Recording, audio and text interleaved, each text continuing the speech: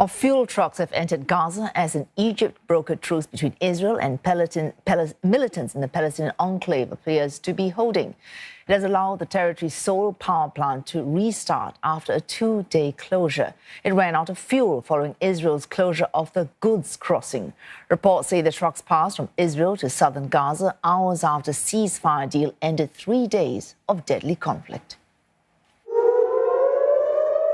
Israel and a group of Palestinian militants declared a truce late on Sunday, raising hopes of an end to the most serious flare-up on the Gaza frontier in more than a year. Both Israel and the Palestinian Islamic Jihad group also thanked Egypt for mediating the truce.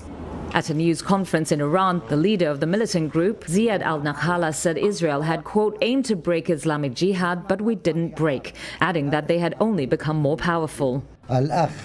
He also said the ceasefire deal involved a commitment to secure the release of another of the group's leaders, Bassam al-Sadi, who was arrested last Monday.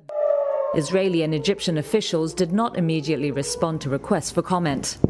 The 3-day clashes began on Friday when Israel launched what it called preemptive strikes against an anticipated Islamic Jihad attack after Israeli forces arrested al-Sadi in the occupied West Bank.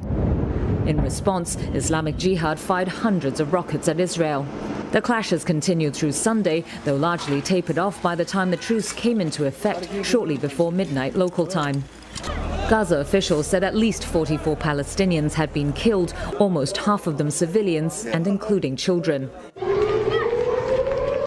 While rockets from Gaza sent Israeli residents in cities, including Tel Aviv and Ashkelon, running to shelters. Israel said its Iron Dome interceptor shot down rockets just west of the city. The military said others had fallen short, causing several Gaza fatalities. But Hamas, the governing Islamist group in the Gaza Strip, said all the Palestinian deaths were caused by the Israeli strikes. A more powerful force than Iranian-backed Islamic Jihad, Hamas has stayed out of this conflict so far. In a statement, US President Joe Biden welcomed the truce and called for an investigation into civilian casualties.